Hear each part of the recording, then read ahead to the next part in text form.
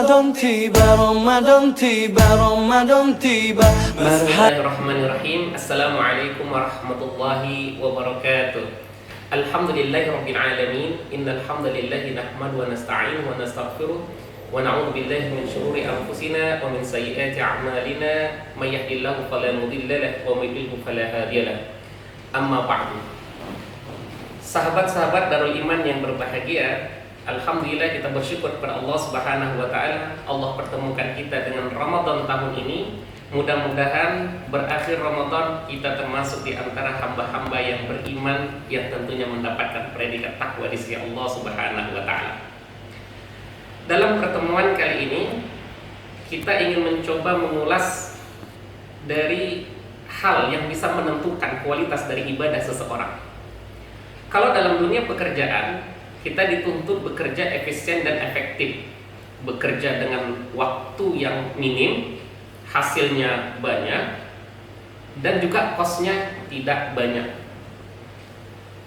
Pekerjaan juga menuntut pekerjaan yang ikhlas, cerdas, pekerjaan yang bagus sekali.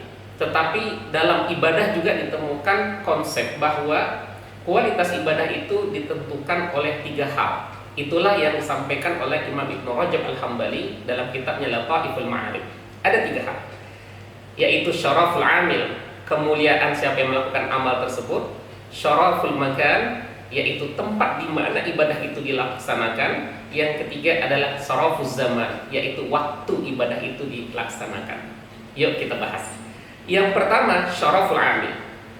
Ketentuan kualitas dari ibadah itu ditentukan oleh siapa yang melakukan ibadah tersebut. Rasulullah dengan kita sama sholat zuhur 4 rakaat yang dibaca sama, durasinya sama, tetapi kualitasnya tentu berbeda antara amalan Rasul dengan kita.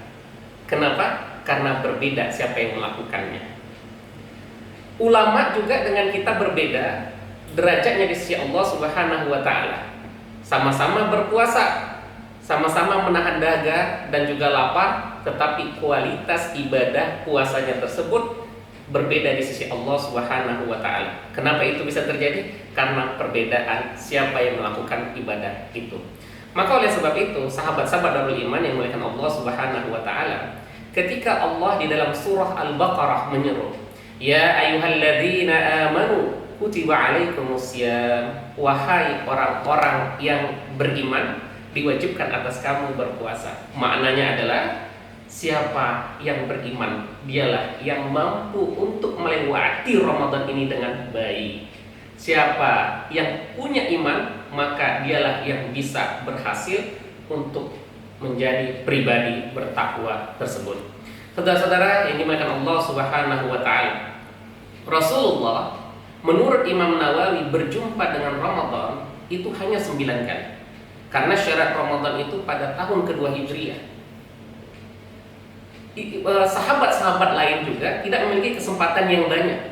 Sedangkan kita, begitu kita lahir, kita langsung berjumpa Ramadan. Dengan cara apa lagi kita harus bersyukur sehingga kita kufur, tidak mau beramal soleh pada bulan ini, tidak mau meningkatkan keimanan kita di sisi Allah Subhanahu wa taala. Tentu orang ini adalah para orang yang merugi. Maka oleh sebab itu, kriteria yang pertama, kemuliaan dari siapa yang melakukan amal itu, itulah yang harus dapat di dalam pribadi kita. Saudara-saudara, sahabat Darul Iman yang berbahagia, maka penuhi ilmu kita, penuhi ibadah kita. Mudah-mudahan kita termasuk dari orang yang diterima amalnya, karena kita layak untuk itu.